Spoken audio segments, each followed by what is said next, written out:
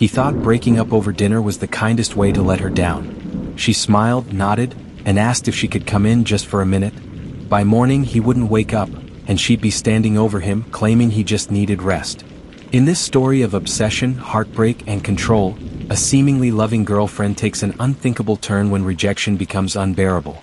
Set in a quiet town that never saw it coming, this case unravels the chilling depths of emotional dependency and what happens when love turns lethal. This is Love Me or Die, the girlfriend who couldn't let go. They say some people fall in love hard, and others crash into it like a car going 100 miles an hour with no brakes. For 26-year-old Jessie Grant, love had started sweetly with Amelia Shore, a beautiful, charismatic graphic designer who could make anyone feel like they were the only person in the room.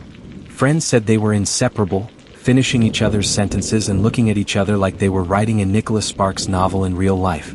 But what Jessie didn't see was the storm brewing behind Amelia's smile. The couple met in Madison, Wisconsin, a city known more for its lakes and laid-back culture than violent crime. Jessie was an up-and-coming app developer who had just closed his first six-figure deal. Ambitious and quietly confident, he had plans. And one of those plans for a while had included Amelia. They met at a local tech and design mixer. She was magnetic, witty, and driven, and she zeroed in on Jessie like he was the last safe harbor in a chaotic world. At first he was flattered. Then he was hooked. Within a month they moved in together. By the time year 2 rolled around, the cracks were showing. Jessie was starting to pull back, professionally and emotionally. She was always around, he'd confide to his best friend Cal. She'd get upset if I even wanted a solo run in the morning. I couldn't breathe. But Amelia saw things differently. Every withdrawal from Jessie, every attempt to create space felt like abandonment. Her texts became more frequent, and her tone grew colder. "I just want to make this work," she'd say, voice trembling.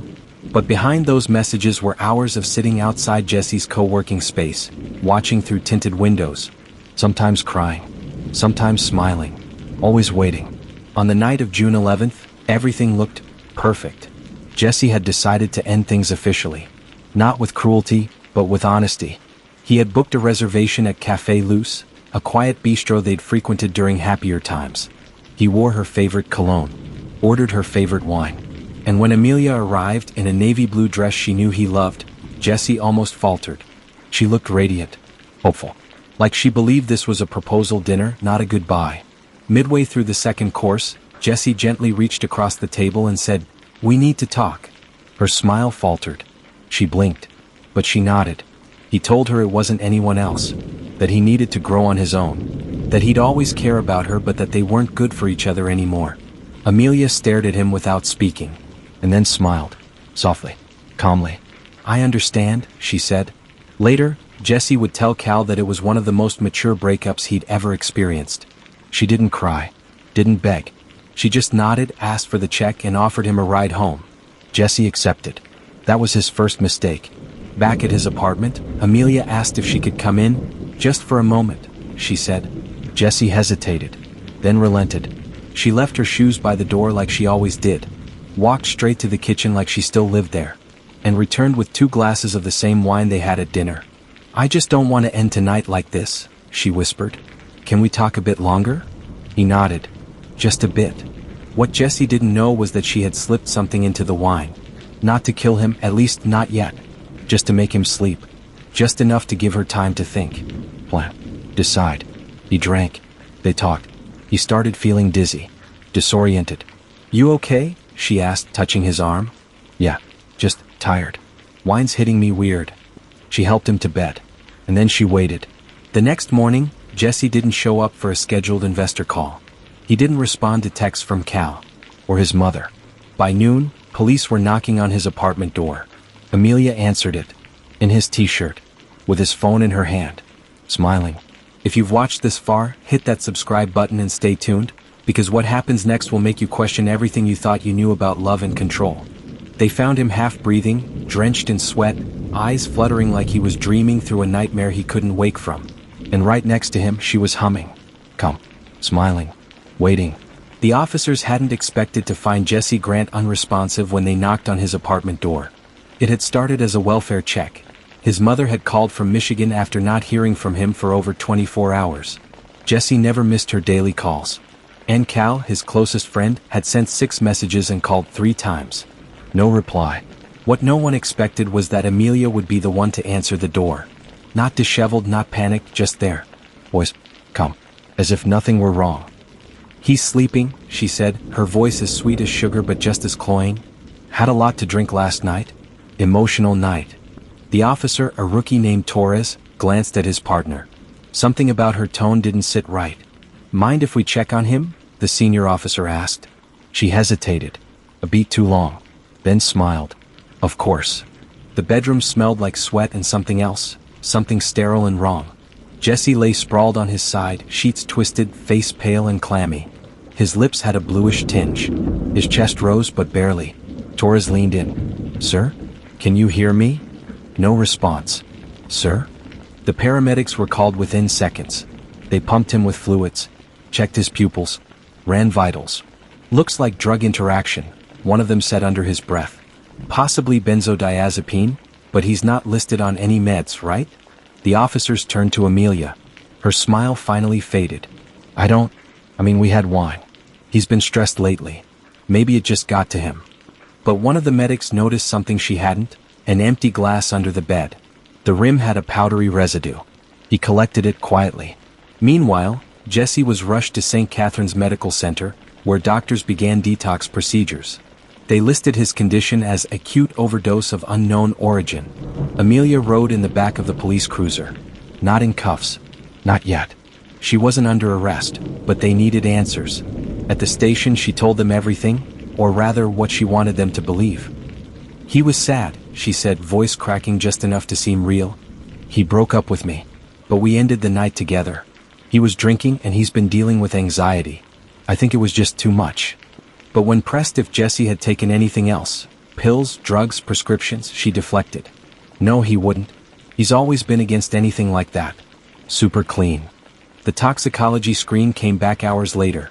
Traces of lorazepam, a powerful benzodiazepine, commonly used for anxiety. But Jesse didn't have a prescription. No one could trace it to his name. Amelia's name, however, was another story. She had been prescribed lorazepam 6 months prior, 2 refills, both used. The last one? Just 2 weeks ago. When asked directly, she hesitated. I forgot I had those. But I wouldn't. Not on purpose. Intent is always the hardest thing to prove. But something deeper was unraveling beneath Amelia's surface. Because while Jesse fought for consciousness in a hospital bed, investigators found something else. A string of unanswered texts she'd sent to herself. Posing as other people. Faking harassment. Then texting Jesse in a panic. Someone's threatening me. I'm scared. They know where you live. Please let me stay tonight. Each time it was a lie. A trap.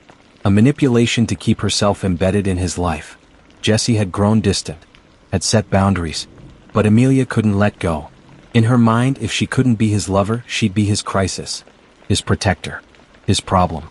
Whatever it took to keep him close. That morning, the doctors confirmed what detectives had already suspected. Jesse had been drugged.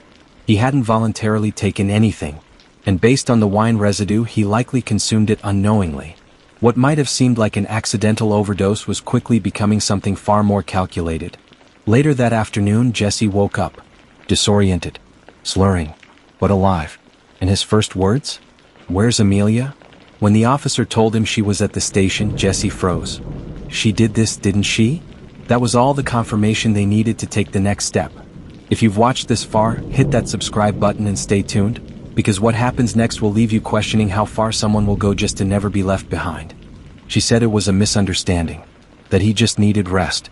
But when investigators checked her browser history, they found searches like, how much lorazepam will knock someone out? And can you overdose from heartbreak? The hospital room was dim, but Jesse Grant was finally awake, and with consciousness came panic. The last thing he remembered was the wine. Her voice. Her touch. He had let his guard down for one night, and it nearly cost him his life. Detectives sat beside his bed that afternoon. Jesse's voice was hoarse, his thoughts scattered, but he was clear about one thing. Amelia had drugged him. I broke up with her, he said, pausing to breathe through the oxygen mask. She didn't fight it. That's what scared me. She was calm. Too calm. Back at the station, Amelia Shore's calm was unraveling. She had agreed to stay and answer questions. But once Jesse regained consciousness and named her, the tone of the interview changed. Her rights were read. and the cracks in her story started to show. Detective Monroe sat across from her in interview room 3. A seasoned investigator, she'd seen plenty of breakups gone bad, but something about Amelia chilled her. You said Jesse was drinking, that he was sad, that he might have taken something on his own, Monroe said gently. Amelia nodded. Yes, he was upset. I was too. It was emotional. But Jesse doesn't drink heavily, right? No, but that night. I don't know. He said he was fine. Monroe slid a paper across the table. Toxicology says otherwise. Jesse had lorazepam in his system, enough to knock him unconscious. You're prescribed lorazepam. Did he take yours? Amelia froze. I don't know. I mean, maybe? You told us last night he didn't take pills? You were sure.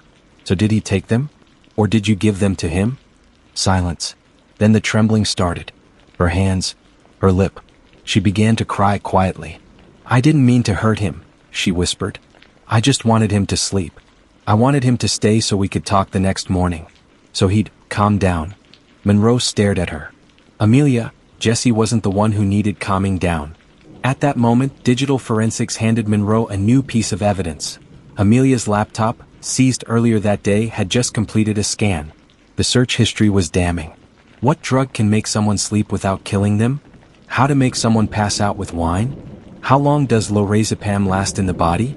Can you tell if someone drugged wine? She had been planning this. Amelia's defense crumbled.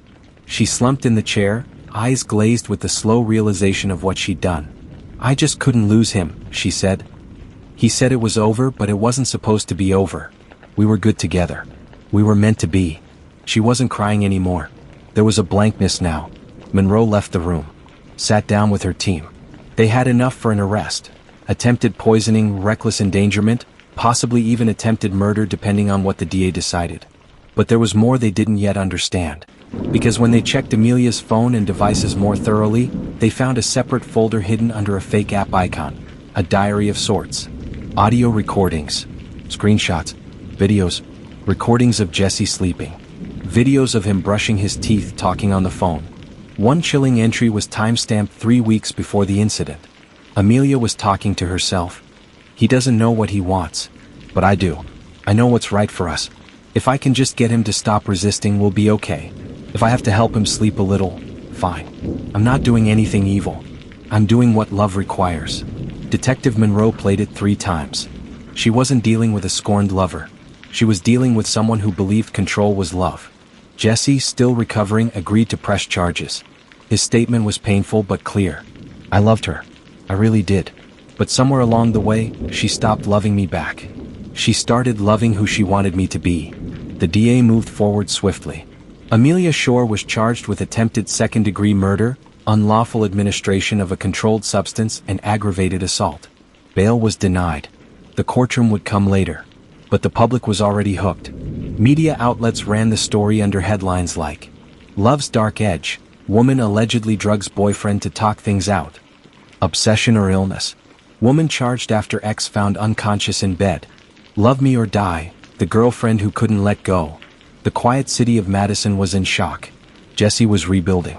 But trauma doesn't leave clean scars. And Amelia?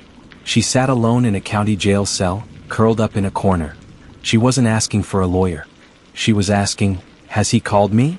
If you've watched this far, hit that subscribe button and stay tuned, because what's coming next will reveal just how far obsession can stretch before it snaps. She didn't deny drugging him. But she called it love, not poison. And when she took the stand, the jury saw something no one expected. Tears, yes, but also a terrifying sense of justification.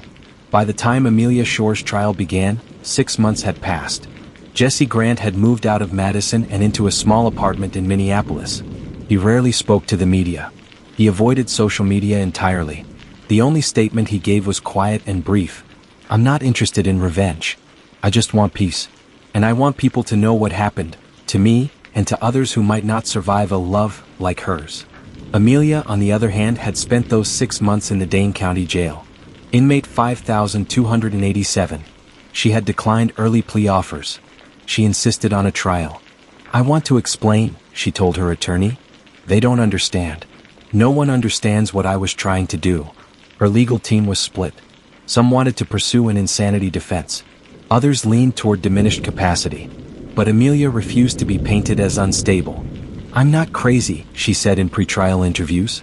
"I loved him, and I was afraid he was making a mistake. People do desperate things when they're scared." The courtroom was packed on the first day.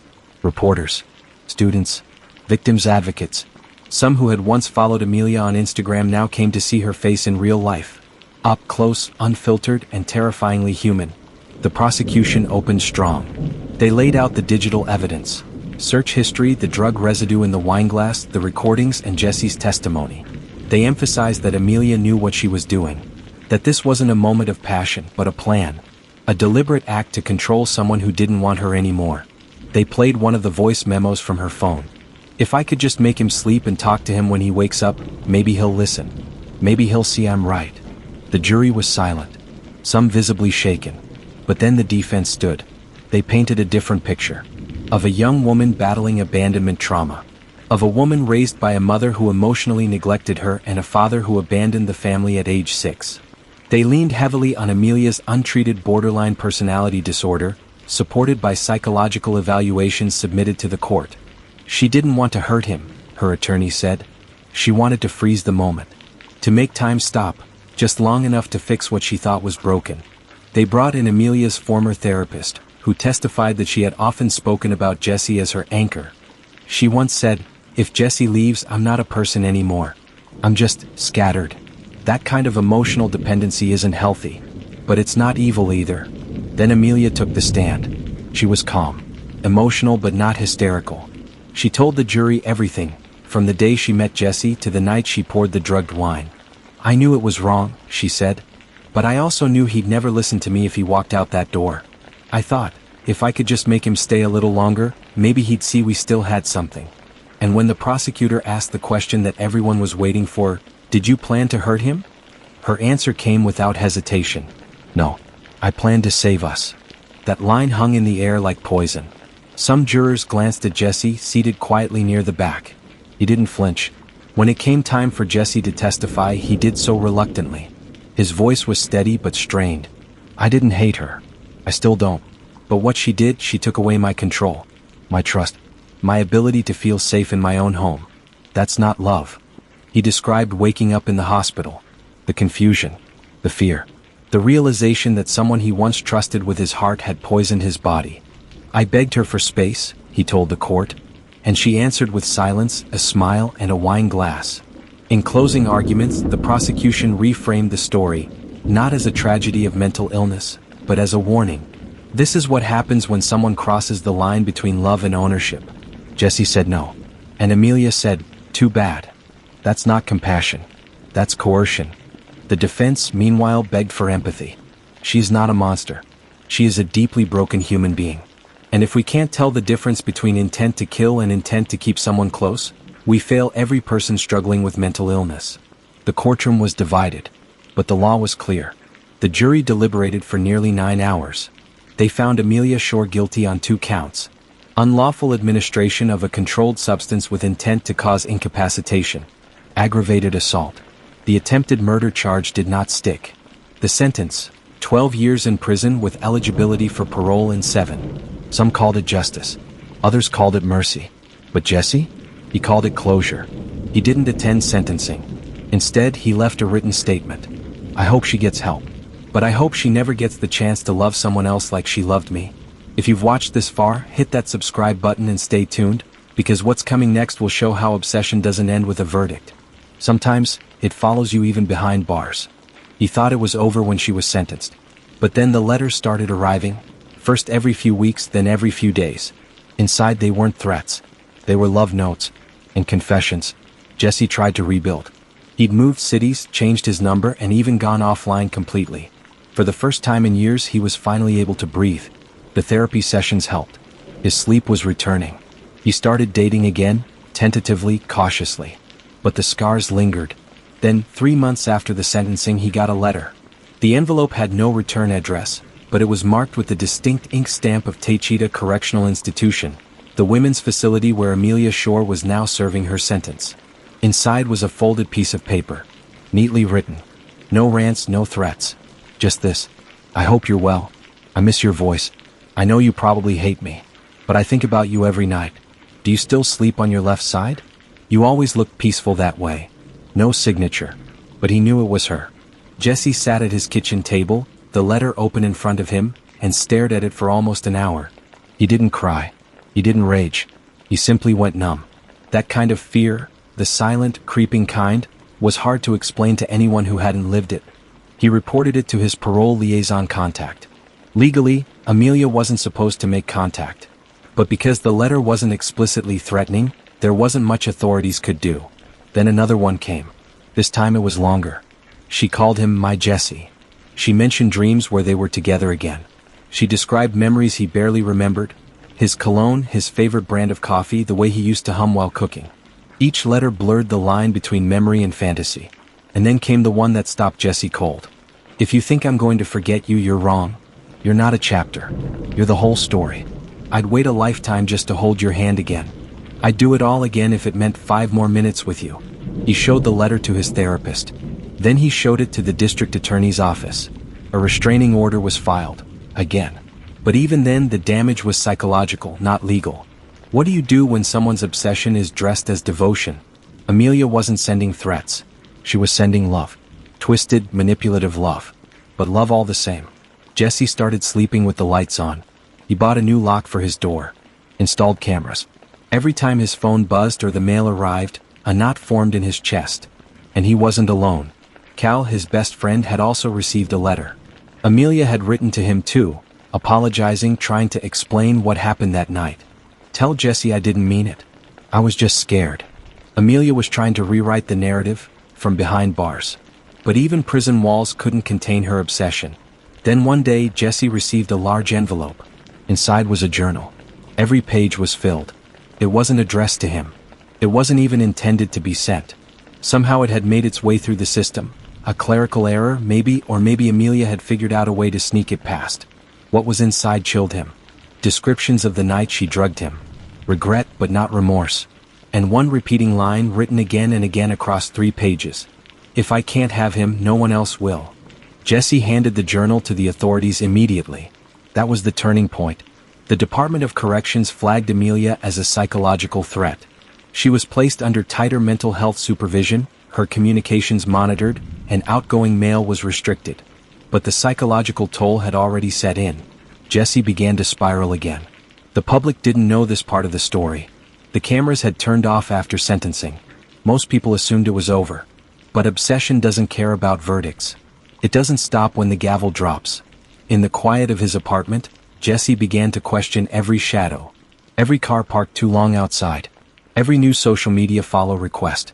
He wasn't just recovering from the poisoning.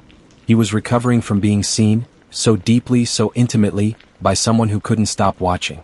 In a way, Amelia was still in the room. Still whispering from her cell. Still waiting. If you've watched this far, hit that subscribe button and stay tuned, because in the final chapter, we confront the terrifying question. What happens when someone's love survives even after the sentence is served? The sentence was 12 years. But just 7 years later, she stood at the gate, a small suitcase in hand and a smile on her lips. He thought he was free. But she had never stopped counting down the days. Jesse Grant had tried not to think about it. He had 7 years of therapy, of silence, of distance from Amelia Shore. He'd built a new life, opened a small business, and finally allowed himself to love again. Her name was Riley, kind, grounded, warm in the way that didn't come with volatility. She knew everything. Jesse had told her early, not wanting to build love on secrets. She was sick, he told Riley once, years after the trial. But she was also dangerous. It wasn't just mental illness, it was a refusal to let me go. Riley didn't flinch. They moved in together. Adopted a dog. Built something safe, steady. But Jesse had always known what was coming. The parole board hearing was marked on his calendar like a slow-approaching storm. Amelia had been a model inmate. She'd earned credits through classes, stayed out of fights, even worked as a peer counselor. To the state, she looked reformed. To Jesse, it was a ticking time bomb. He submitted a victim impact statement. Detailed, emotional, measured. He didn't try to be dramatic. He didn't beg. He just told the truth. She doesn't need to be punished forever. But I need to be protected. And if you release her, you can't guarantee she won't find me. Because she already did. From inside a prison. But despite his plea, the system moved forward.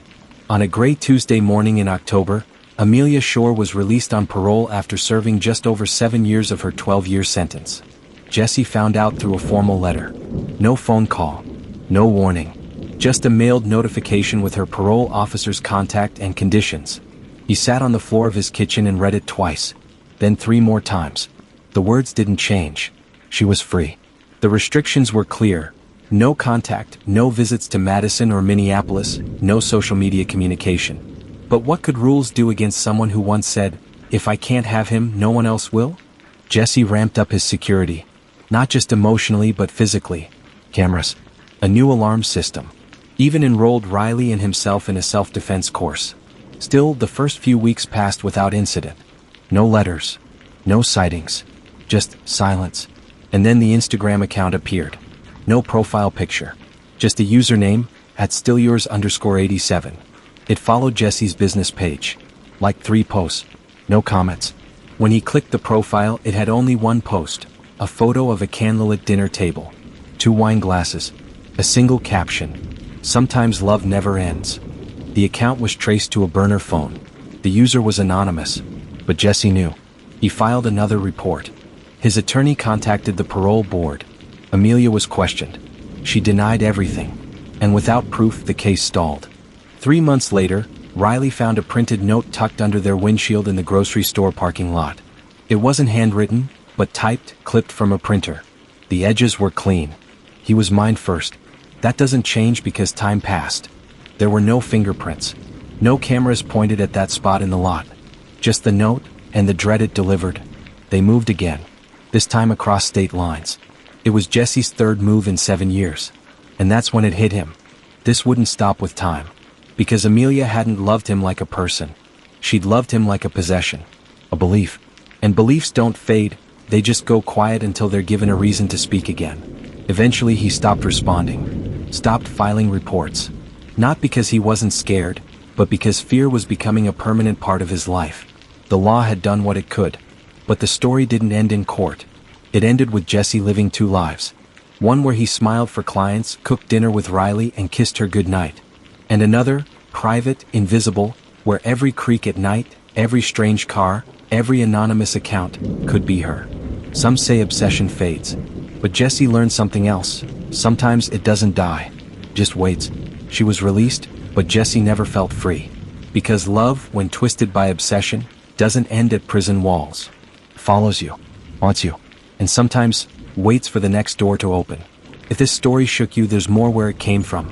Subscribe to uncover the true stories that hide behind closed doors. Comment below, do you think Jesse will ever be safe? And share this video, because you never know who might need the warning. Love me or die. The next story is darker than the last. Stay tuned.